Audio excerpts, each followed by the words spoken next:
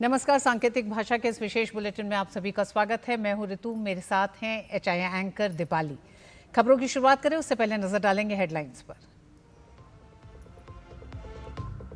संसद को लगातार बाधित कर रहा है विपक्ष। लोकसभा में बैंककार बही साक्ष्य विधेयक 2026 को ध्वनि मत से किया पारित। राज्यसभा की कार्रवाई जारी।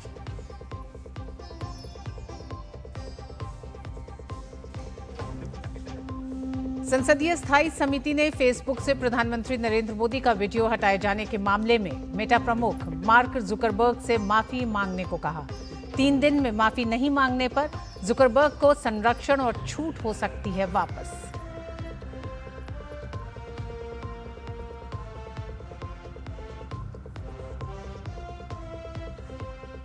झारखंड में 12वें दिन भी जारी है छात्र आंदोलन।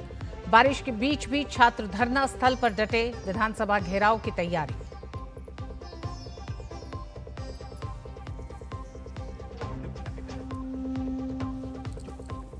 केंद्रीय मंत्री जेपी नड्डा ने असम के बाढ़ प्रभावित इलाकों का किया दौरा। हर संभव मदद का दिया भरोसा। केरलम में बारिश के बीच बाढ़ और भूस्खलन से हालात गंभीर।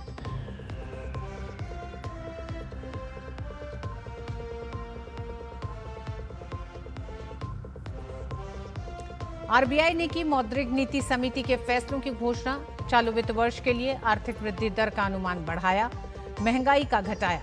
रेपो रेट 5.25% पर स्थिर।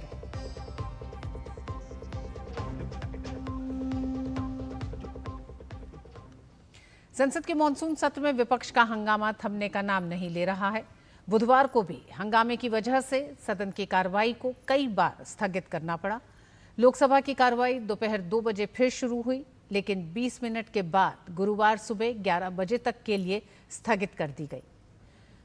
2 बजे सदन की कार्रवाई शुरू हुई तो विपक्ष ने हंगामा करना फिर शुरू कर दिया।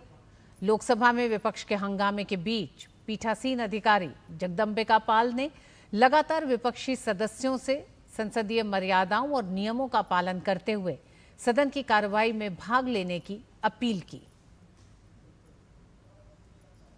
Let us, you should allow to run 0 hour. 0 hour is very important. 2 दिन से आप न क्वेश्चन आवर चलने दे रहे हैं न 0 आवर चलने दे रहे हैं। आखिर सदन की मर्यादा है, पार्लियामेंट्री डेमोक्रेसी है। आप क्वेश्चन आवर नहीं चलेंगे, 0 आवर नहीं चलेगा। आखिर what for you have been elected if you are accountable to the people of the state. Lok Sabha में संसदीय कार्य मंत्री किरण रिजिजू ने भी विपक्ष से संसदीय परंपराओं और नियमों का पालन करते हुए सदन की कार्रवाई सुचारू रूप से चलाने में सहयोग करने की अपील की। हम लोग चर्चा के लिए रेडी है, लेकिन वो दबाव ना डालें। अभी लोगों को मैसेज भी क्लियर हो गया कि पार्लियामेंट को नहीं चलाना ये विपक्ष का टारगेट है। ये लोग पार्लियामेंट चलाना नहीं चाहते हैं। ये फाइनेंस मिनिस्टर का जो इम्पोर्टेंट बिल्स है वो बिना चर्चा के पारित जो हुए हैं ये विपक्ष की वजह से हुआ है। हम लोग चर्चा के लिए पूरा समय दिया, बीएसी ने समय तय किया, फिर भी यहाँ बाधित हुआ। वहीं राम मंदिर चढ़ावा विवाद मामले पर बहस की मांग करने वाले विपक्षी सांसदों पर संसदीय कार्य मंत्री किरण रिजिजू ने कहा, कांग्रेस, समाजवादी पार्टी और कम्युनिस्ट पार्टी राम विरोधी पार्टियां हैं। उन्होंने भगवान राम का अपमान किया और अयोध्या में राम मंदिर का विरोध किया। उन्हें देश से माफी मांगनी चाहिए। कांग्रेस पार्टी, कम्युनिस्ट पार्टी और ये समाजवादी पार्टी, ये तीनों पार्टी भगवान राम का विरोधी है। तीनों ने हमेशा भगवान राम को विरोध किया है, भगवान राम का अपमान किया है। और जब राम मंदिर बन रहे थे तब भी काला पट्टी बांध करके इन्होंने राम मंदिर का विरोध किया। कांग्रेस पार्टी, समाजवादी और कम्युनिस्ट पार्टी देश से माफी मांगे और भगवान राम को जो उन्होंने अपमान किया उसका भी माफी मांगना चाहिए। लोकसभा में हंगामे की वजह से हालात ऐसे बने कि सदन की कार्रवाई को अगले दिन सुबह 11 बजे तक स्थगित करना पड़ा। हालांकि तमाम हंगामों के बीच लोकसभा में बैंककार बही साक्ष्य विधेयक 2026 को ध्वनि मत से पारित कर दिया गया।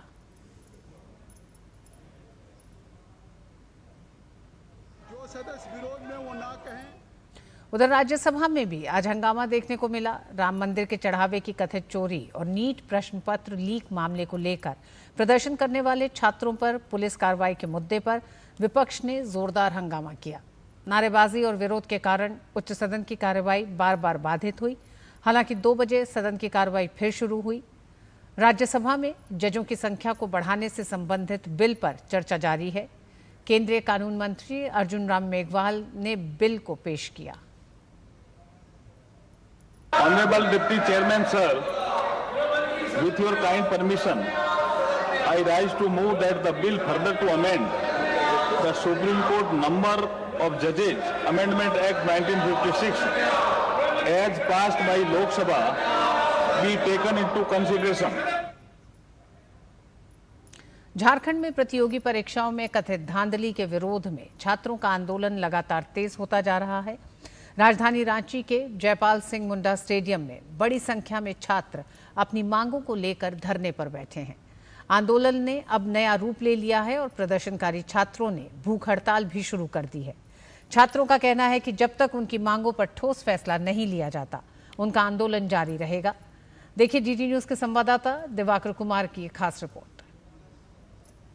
झारखंड में प्रतियोगी परीक्षाओं में अनियमितता और घोटाले को लेकर छात्र पिछले 12 दिनों से आंदोलनरत हैं और ये आंदोलन लगातार बढ़ता जा रहा है। कुछ लोग इस तरीके से फ्रंट में बैठकर स्लोगन के साथ अपनी बात सरकार तक पहुंचाने की कोशिश कर रहे हैं, तो कुछ लोग आमरण अनशन पर भी बैठे हुए हैं। झारखंड पूरे देश को एक मॉडल दे रहा है कि किस तरीके से आंदोलन आगे बढ़ना चाहिए और इस आंदोलन को बढ़ाने के लिए इन लोगों ने जो ये आखिरी हथियार जो अपना है उसका भी इस्तेमाल किया है। और यहाँ पर देखिए आप, ये 4 जो छात्र हैं ये आंदोलन के जरिए अब भूख हड़ताल पर हैं और इनके भूख हड़ताल का आज ये दूसरा दिन है। किस तरीके से आप लोग अडिग रहेंगे अपने मांग पे? हम लोग को जब तक सरकार हम लोग की मांगे क्यों नहीं पूरी कर लेती, तब तक हम लोग यहाँ पे अड़ी रहेंगे, अन्न त्याग देंगे। जी देखिए, हम लोग आगे बढ़ रहे हैं। जो भी रणनीतियाँ हमारी बन रही है, हम लोगों ने बहुत सारी रणनीति बना के देखी, लेकिन सरकार अनसुनी कर रही है बातों को। कुछ भी हम बच्चों के हित में नहीं सोच रही है, तो ये बहुत ही बड़ी दुख की बात है। हम चाहते हैं कि माननीय मुख्यमंत्री जी हमारी बातों को सुने, क्योंकि अब बच्चों के पास उतनी हिम्मत नहीं रही है। सारी चीज़ों हम लोगों ने करके देख लिया। एकमात्र आखिरी रास्ता हमारा ये अनशन बचा हुआ था। हड़ताल के जरिए इन लोगों ने जो आंदोलन को है उसे उग्र रूप बनाने का स्वरूप तैयार किया। देखिए लगातार किस तरीके से बापू की प्रतिमा इनके साथ है, बाबा भीमराव अंबेडकर की प्रतिमा है, चंद्रशेखर आजाद, भगत सिंह, तमाम जो ऐसे लोगों की प्रतिमाओं के साथ इन लोगों ने आखिरी हथियार के रूप में अब आंदोलन को आगे बढ़ाने का फैसला किया है और बाकायदा शांतिपूर्ण तरीके से ये अपनी बात सरकार तक पहुंचाने की कोशिश और जद्दोजहद में लगे हुए हैं। दूरदर्शन समाचार के लिए विकास के साथ मैं दिवाकर कुमार, रांची।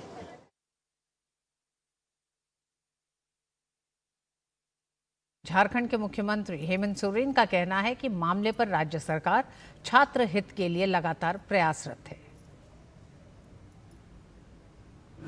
ने आज राज्यपाल महोदय से मुलाकात किया और वर्तमान परिस्थिति पर हम लोगों ने चर्चा की और सारी चीज़ों से अवगत कराया भी कि वो भी दिल्ली गए थे।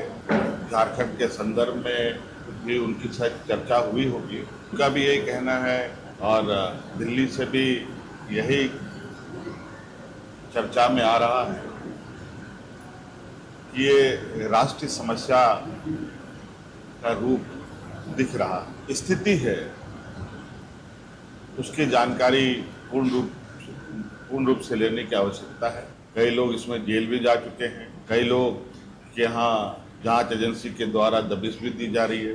कुल मिला जुला करके पूरी मजबूती से एजेंसी अपने कामों में लगा हुआ है, जुटा हुआ है। मुझे लगता है कि इस विषय पर हम लोग बहुत कॉन्क्रीट सॉल्यूशन के साथ आगे निर्णय लेंगे।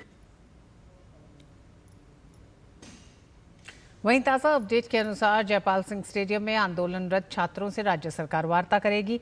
इस संबंध में राज्य सरकार के प्रस्ताव को लेकर एसडीओ और ADM law and order Jaipal Singh stadium पहुंचे हैं।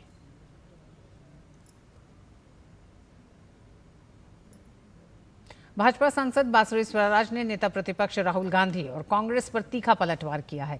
उन्होंने आरोप लगाया कि राहुल गांधी की राजनीति आरोपों पर आधारित है और वे बिना तथ्यों के राष्ट्रीय संस्थाओं और वैचारिक संगठनों पर सवाल उठाते हैं। आरएसएस को लेकर राहुल गांधी के बयानों पर पलटवार करते हुए बासुरी स्वराज ने कहा कि संघ पिछले 100 वर्षों से राष्ट्र निर्माण में योगदान दे रहा है। उन्होंने झारखंड में पेपर लीक मामले का जिक्र करते हुए राहुल गांधी की चुप्पी पर भी सवाल उठाए। उनकी पूरी की पूरी राजनीति केवल आरोपों पर आधारित रहती है या भ्रम पर आधारित रहती है और हमेशा तथ्यों का अभाव होने के कारण वो राष्ट्रीय संस्थाओं पर भी आघात करते हैं। वो आरएसएस जो पिछले 100 बरसों से राष्ट्र निर्माण में निस्वार्थ रूप से अपना योगदान दे रहा है। बार बार राहुल गांधी जी लोकतंत्र के संस्कारों की अवहेलना करते हुए इस संगठन पर आरोप प्रत्यारोप किसी न प्रकार का आघात जरूर करते हैं। मैं पूछना चाहती हूं आपके माध्यम से राहुल गांधी जी से, ये जो क्रोकोडाइल टीयर्स आप निकालते हैं स्टूडेंट्स के प्रोटेस्ट के नाम पर, ये चुप्पी में क्यों तब्दील हो जाता है जब पेपर लीक का मुद्दा झारखंड में होता है? भाजपा सांसद और संसद के संचार और सूचना प्रौद्योगिकी समिति के अध्यक्ष निशिकांत दुबे का कहना है कि प्रधानमंत्री की वीडियो डिलीट करने को लेकर मार्क जुकरबर्ग को माफी मांगनी होगी। साथ ही उन्होंने कहा कि सोशल मीडिया पर अभद्र भाषा के पोस्ट को लेकर मेटा चीफ पर एफआईआर करेंगे। इलेक्ट्रॉनिक्स एवं सूचना प्रौद्योगिकी मंत्रालय और गृह मंत्रालय को समिति ने पत्र लिखकर इस बारे में जानकारी दे दी है कि हमारी कमेटी ने जो परसों बैठक ली थी, उस बैठक में हमारी कमेटी ने पत्र लिखा है मिनिस्ट्री ऑफ आईटी को और मिनिस्ट्री ऑफ होम अफेयर्स को कि प्रधानमंत्री जी का जो वीडियो उन्होंने डिलीट किया वो इंटरमीडिएट का काम नहीं है, वो पब्लिशर का काम है और इस नाते जकरबर्ग को जो है 3 दिन के अंदर माफी मांगनी होगी। यदि माफी नहीं मांगेंगे तो उनके ऊपर जो जितने भी सोशल मीडिया प्लेटफॉर्म है उनको जो सेफ हार्बर दिया हुआ है हमने, जिसका कि वो गलत फायदा उठाते हैं, सेफ हार्बर खत्म कर देंगे। अब जितने गाली गलौज मार पीट उल्टे सीधे चीजें सोशल मीडिया प्लेटफॉर्म पर आती हैं, जिस किसी के खिलाफ आती है वो सभी मेटा चीफ के खिलाफ जो एफआईआर करेंगे, पूरे देश भर में एफआईआर की बाढ़ आ जाएगी और उसके बाद सभी सलाखों के पीछे होगी। लोकसभा सचिवालय ने इलेक्ट्रॉनिक्स और सूचना प्रौद्योगिकी मंत्रालय के सचिव एस कृष्णन को पत्र भेजा है, जिसमें 3 अगस्त की संसदीय स्थायी समिति की बैठक के दौरान उठाए मुद्दों का जिक्र किया गया। समिति ने मेटा प्रमुख मार्क जुकरबर्ग से सार्वजनिक माफी की मांग दोहराई। दरअसल मामला प्रधानमंत्री नरेंद्र मोदी के छात्रों के नाम वीडियो संदेश को फेसबुक से हटाने से जुड़ा है। पत्र में यह भी कहा गया है कि माफी नहीं मिलने पर कार्रवाई होगी। ये कार्रवाई आईटी अधिनियम की धारा 793 के तहत मेटा का सेफ हार्बर वापस लेने की प्रक्रिया शुरू की जा सकती है। कंपनी को मिली कानूनी सुरक्षा समाप्त करने पर भी विचार हो सकता है। राष्ट्रपति द्रौपदी मुर्मू का 3 दिवसीय ओडिशा दौरा आज संपन्न हो गया। यात्रा के अंतिम दिन वे बहरामपुर से विशेष ट्रेन के जरिए भुवनेश्वर पहुंची और इसके बाद दिल्ली के लिए रवाना हो गई।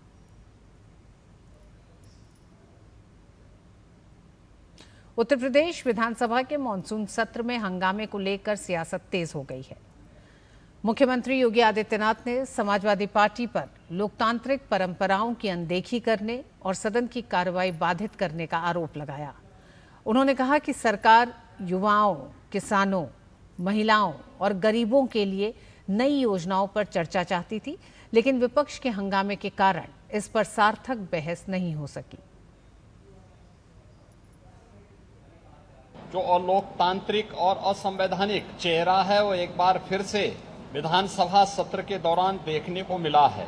समाजवादी पार्टी के नकारात्मक रवैये के कारण युवाओं के मुद्दे पर, अन्नदाता किसानों के मुद्दे पर, महिलाओं के स्वावलंबन के मुद्दे पर या गरीबों के लिए बनने वाली वेलफेयर की अन्य स्कीमों के मुद्दे पर सदन में समाजवादी पार्टी ने कोई चर्चा नहीं होने दी। और बुलेटिन में वक्त एक छोटे से ब्रेक का। जरा सी हंसी दुलार जरा सा जरा सी अनबन प्यार जरा सा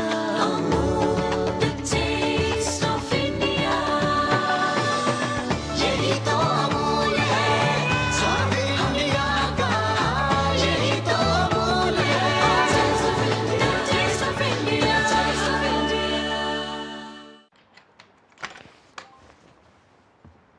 बोल बोल के थक गया। क्या हुआ? नया किडबैग चाहिए। तो पहले कैप्टन से बोलो, नहीं सुना तो मैनेजर से। करेक्ट। तो ऐसे ही पहले शिकायत बैंक से करें, 30 दिनों में जवाब या समाधान ना मिलने पर CMS पोर्टल पर शिकायत करें। तो पहले बैंक फिर CMS पोर्टल, नहीं तो शिकायत होगी नामंजूर। चले ले आ गया ना किडबैग। RBI कहता है पहले अपना बैंक फिर RBI ओम्बुड्समैन। जब धरती चीर कर निकलता है लोहे का पत्थर और मिलता है मोंगिया के जोश से, फिर तपता है, पिघलता है और बनता है फौलाद। अब होता है सरिया सारी खूबियों के साथ। मोंगिया स्टील, मजबूत देश का मजबूत सरिया। हथकरघा और भारतीय पारंपरिक उत्पादों को वैश्विक पहचान दिलाने की दिशा में एक और महत्वपूर्ण पहल की जा रही है। वस्त्र मंत्रालय के सहयोग से हैंडलूम एक्सपोर्ट प्रमोशन काउंसिल ने नई दिल्ली के डॉक्टर अंबेडकर इंटरनेशनल सेंटर में GI एंड बियॉन्ड 2.0 समिट का आयोजन किया है। कार्यक्रम में विदेश एवं वस्त्र राज्य मंत्री पवित्रा मार्गरीटा प्रमुख अतिथि थे, जबकि वस्त्र सचिव नीलम शामी राव विशिष्ट अतिथि के रूप में शामिल हुई।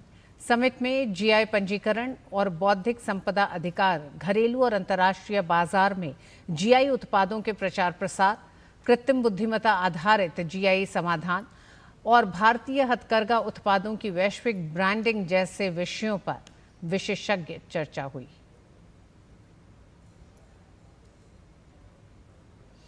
केंद्रीय स्वास्थ्य मंत्री JP नड्डा और असम के मुख्यमंत्री डॉक्टर हेमंत बिस्वा शर्मा के साथ असम के बाढ़ प्रभावित इलाकों का दौरा किया। केंद्रीय मंत्री ने राज्य के शिवसागर जिले के बिहुबोर नेपाली घूटी में बाढ़ प्रभावित इलाकों का हवाई सर्वेक्षण किया। इस दौरान केंद्रीय मंत्री ने बाढ़ प्रभावितों से बातचीत की और हर संभव मदद का भरोसा दिलाया। JP नड्डा ने कहा कि केंद्र की सरकार लगातार राज्य सरकार के संपर्क में है और राहत कार्यों में कोई कमी नहीं आने दी जाएगी। राज्य को पूरी आर्थिक मदद दी जा रही है। उन्होंने कहा कि केंद्र की टीमें यहां हुए नुकसान का जायजा ले रही हैं। पुनर्वास के कामों में भी युद्ध स्तर पर पूरा काम किया जा रहा है। जो नुकसान हुआ है ये बहुत ही दुखदाई है और सामान्य मानवीय को बहुत तकलीफ हुई है, लेकिन मैं भारत सरकार की ओर से, प्रधानमंत्री मोदी जी की ओर से आपको और हेमंत दा को विश्वास दिलाना चाहता हूं कि राहत में कोई भी कमी नहीं रहेगी, कोई भी कसर नहीं रहेगी। हर तरीके से राहत पहुंचाने का काम हेमंत बिस्वा शर्मा जी के नेतृत्व में यहाँ चल रहा है। उसमें आर्थिक दृष्टि से जो भी मदद होनी है प्रधानमंत्री मोदी जी की तरफ से वह मदद पूरी की पूरी मिलेगी।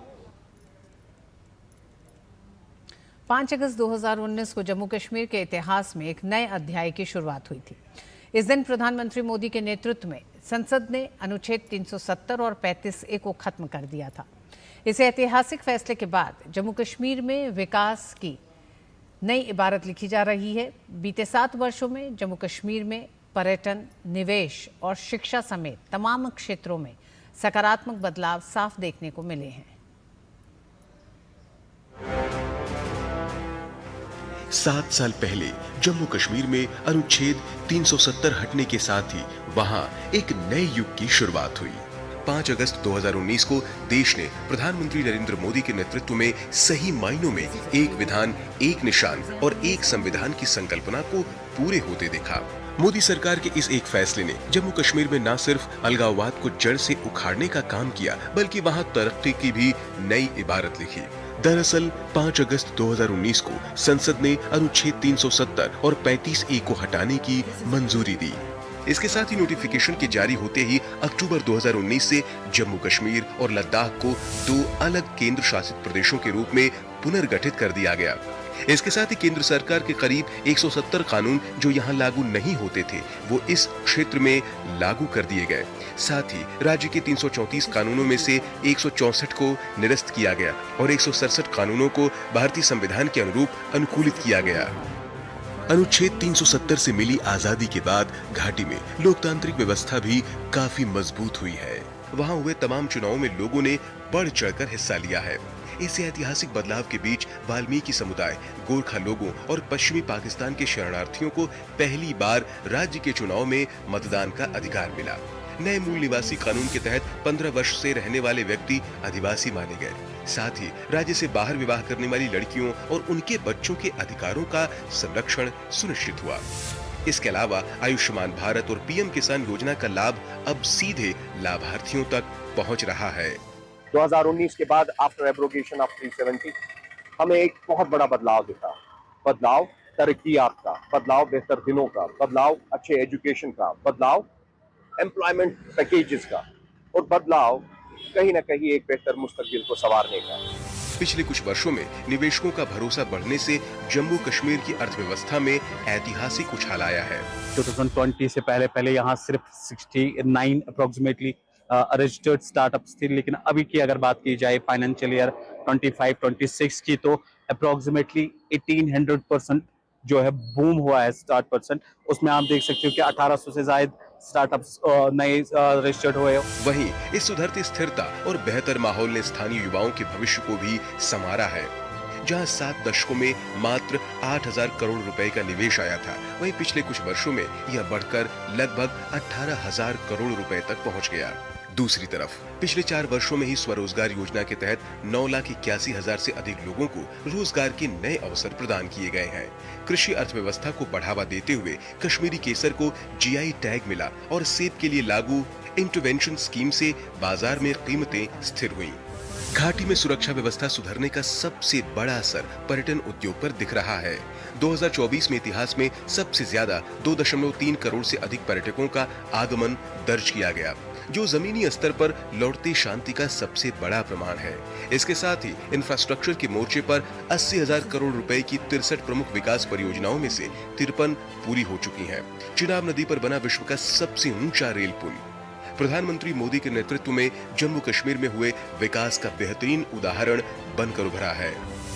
इस दौरान नए स्वीकृत 50 कॉलेजों में से 48 को चालू कर दिया गया है। साथ ही 7 नए मेडिकल कॉलेज और 5 नए नर्सिंग कॉलेजों को मंजूरी दी गई। इंफ्रास्ट्रक्चर के मोर्चे पर रामबाग फ्लाईओवर खोला गया। आईआईटी जम्मू को अपना कैंपस मिला और ऑल वेदर कनेक्टिविटी के लिए सुरंगों का भी। और अभी तक की बड़ी खबर आ रही है। इस वक्त की सबसे बड़ी खबर, मार्क जुकरबर्ग ने माफी मांगी है। हम जानते हैं जिस तरह से संसदीय समिति ने भी कहा था CSAM डीफेक पर मेटा की माफी आ गई है। मेटा ने मानी प्लेटफॉर्म की चूक। जिस तरह से प्रधानमंत्री नरेंद्र मोदी के वीडियो को फेसबुक पर डिलीट किया गया था, जुकरबर्ग ने जताया है खेद अपनी उस पूरे मेटा की उस हरकत पे कि जिस तरह से प्रधानमंत्री नरेंद्र मोदी के वीडियो को डिलीट किया गया। कंटेंट संचालन पर मेटा की सफाई आई है।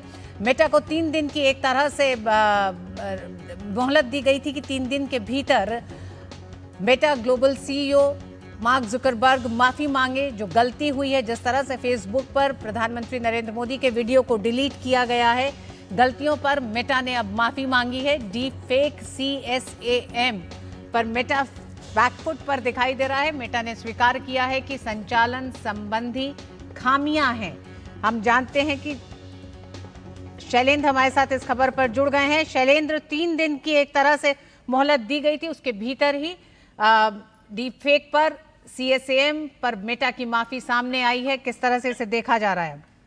देखिए, हम जानते हैं कि संसदीय समिति ने तलब किया था मेटा के अधिकारियों को और सोशल मीडिया प्लेटफॉर्म के अधिकारियों को, और ये बात बहुत स्पष्ट तौर पर बता दी गई थी कि IT नियमों का पालन सही तरीके से मेटा नहीं कर रहा है। सोशल मीडिया प्लेटफॉर्म को ये ध्यान देना होगा कि वो वीडियो हटाने में किस तरह का एक तकनीक का इस्तेमाल करते हैं और क्यों तमाम ऐसे वीडियो जो लंबे समय तक पड़े रहते हैं जिसमें अश्लील कंटेंट होता है, जिसमें वो आपत्तिजनक कंटेंट होता है और उसको लेकर वो ध्यान नहीं देते। और इस बीच ये बात सामने आई कि प्रधानमंत्री नरेंद्र मोदी ने जो छात्रों से संवाद किया था इंस्टाग्राम पर, उसे फेसबुक पर हटा दिया गया था। फेसबुक ने 5 घंटे तक वो वीडियो हटा रहा। उस पर संसदीय समिति ने बहुत सख्त ऐतराज जताया था और कहा था कि इसकी पूरी जवाबदेही और जिम्मेदारी तय होनी चाहिए। हालांकि मेटा के अधिकारियों ने माफी मांगी थी और ये कहा था कि ये तकनीकी मिस्टेक है, तकनीकी गलती है, ये वीडियो गलती से हटा था, लेकिन वो माफी काफी नहीं मानी गई थी और ये कहा गया था कि स्पष्ट तौर पर अब मेटा को बताना होगा कि इसकी जिम्मेदारी किसकी है और मेटा के सीईओ जो संस्थापक हैं मार्क जुकरबर्ग, उनको माफी मांगनी होगी, क्योंकि ये दुनिया के सबसे बड़े लोकतंत्र के प्रधानमंत्री नरेंद्र मोदी के वीडियो हटाने का मामला है और इस तरह से केवल संसदीय समिति के सामने माफी स्वीकार नहीं की जा सकती, बल्कि इसके लिए मेटा के सीईओ को माफी मांगनी होगी और आईटी नियमों का ध्यान रखना होगा। उसके बाद हमने देखा था कि आईटी मंत्रालय ने मेटा के ग्लोबल अधिकारियों को तलब किया था आज दोपहर, और वहां भी ये बात बहुत स्पष्ट तौर पर बता दी गई थी कि जो सेफ हार्बर है वो भारत के आईटी नियमों के तहत इन सोशल मीडिया प्लेटफॉर्म को अब आगे नहीं मिलने वाला है, क्योंकि ये संपादन भी करते हैं और ये कुछ खास तरह के वीडियो ज्यादा प्रचारित किए जाते हैं, कुछ वीडियो हटा दिए जाते हैं। इनका जो एक तंत्र है उस पर सवाल उठाया गया था और ये बात बहुत स्पष्टता से बताई गई थी कि भारत के आईटी नियमों के तहत सेफ हार्बर का एक दर्जा कोई हासिल नहीं है, कोई अधिकार हासिल नहीं है, कोई इन नियमों के तहत छूट हासिल नहीं है। उसके बाद हमने देखा कि पत्र लिखा गया था संसदीय समिति की तरफ से और फिर लोकसभा सचिवालय ने आईटी मंत्रालय को भी ये जानकारी दी थी कि 3 दिन के अंदर अगर मार्क जुकरबर्ग माफी नहीं मांगते हैं तो सख्त कार्रवाई की जाएगी, क्योंकि कई मामले हम जानते हैं कि संज्ञान में आया था, जिसमें खासतौर पर जो छोटे बच्चों से जुड़े जो कंटेंट है उनके खिलाफ जो बनाए जाते हैं, फिर महिलाओं के खिलाफ जो कंटेंट बनाए जाते हैं, उनको लेकर भी भारी लापरवाही सामने आई थी और ये महसूस किया गया था कि आईटी नियमों के तहत इसका पालन सही तरीके से प्लेटफॉर्म नहीं कर रहे हैं। और उसके बाद हमने देखा कि जो आईटी नियमों में बदलाव हुए थे उसमें स्पष्ट तौर पर कहा गया है कि 4 घंटे के अंदर इन शिकायतों के बाद इनको हटाना है। इस बीच जब हमने देखा कि इन मुद्दों पर बहुत स्पष्ट हिदायत दी गई और सीधा एक तरह से कहें ये साफ कर दिया गया मेटा के अधिकारियों को कि इस तरह की हिलावाली चलने वाली नहीं है, तब अभी थोड़ी देर पहले ये जानकारी आई है कि प्रधानमंत्री नरेंद्र मोदी के वीडियो हटाने के मामले में मेटा के संस्थापक सीईओ मार्क जुकरबर्ग ने माफी मांगी है, अपनी गलती, मेटा की गलती स्वीकार की है कि ये तकनीकी गलती थी और उसको लेकर माफी मांगी है। जी शैलेंद्र, 3 तारीख को जो बैठक हुई थी उसमें जब तलब किया गया था मेटा के अधिकारियों को, तब भी मेटा के अधिकारियों ने कहा था कि एल्गोरिदम की गलती बताते हुए माफी मांगी थी। तो आज क्या मेटा के ग्लोबल सीईओ मार्क जुकरबर्ग का मानना है कि ये एल्गोरिदम की गलती नहीं थी, और साथ ही क्या इस तरह की घटनाएं आगे ना हो और होने पर वही सेफ हार्बर लिया जाएगा मेटा से? क्या इस पे आगे कोई हिदायत या बातचीत रहेगी? जी देखिए, सूत्रों से जानकारी मिली थी कि फिर बुलाया जाएगा मेटा के अधिकारियों को, संभवतः कल बुलाया जाएगा। उस बीच ये खबर आई है कि मार्क जुकरबर्ग ने माफी मांगी है। जहां तक सेफ हार्बर का सवाल है, ये बात बहुत स्पष्ट तौर पर बता दी गई है कि आईटी नियमों के तहत इसका एक तरह से देखें कि उन्हें सेफ हार्बर का दर्जा हासिल नहीं है, यानी वो पूरी तरह से बचे नहीं रह सकते अपनी जिम्मेदारियों से। अगर कोई ऐसा कंटेंट सोशल मीडिया पर पोस्ट होता है जिसकी वजह से पब्लिक ऑर्डर खराब होता है, या फिर महिलाओं और बच्चों के खिलाफ कोई अश्लील कंटेंट पोस्ट होता है, तो पूरी तरह से इसमें सोशल मीडिया प्लेटफॉर्म बचा नहीं रह सकता, उनकी जिम्मेदारी भी बनती है। ये बात बहुत स्पष्ट तौर पर बताई गई थी। और एक और गंभीर बात सामने आई थी संसदीय समिति की बैठक में कि इस तरह से सोशल मीडिया प्लेटफॉर्म पर कुछ कंटेंट और कुछ जो हम कहें कि कुछ ऐसे जो टिप्पणियां हैं उनको बढ़ावा दिया जाता है, चाहे वो फेक न्यूज हो या फिर कुछ ऐसे भारत विरोधी कंटेंट जिनको प्रचारित करने की कोशिश होती है। और जो बिल्कुल शैलेंद्र, मेटा को अपनी सीमाओं का ध्यान रखना होगा। ये सरकार ने, आईटी मंत्रालय ने बहुत साफ चेता दिया, मेटा को चेतावनी दी और कहा गया कि मार्क जुकरबर्ग जो सीईओ हैं मेटा के, वो माफी मांगे। जिस तरह की हरकत हुई है उस पर मार्क जुकरबर्ग की अब माफी आ गई है। भारत सरकार ने काफी सख्त तरीके से ये बता दिया था मेटा को कि इस तरह की हरकतों के साथ मेटा भारत में संचालन नहीं कर सकता है। बहुत बहुत धन्यवाद शैलेंद्र, आपका भी हमारे साथ जुड़ने के लिए। और इस बुलेटिन में बस इतना ही, मुझे दीजिए अनुमति। नमस्कार।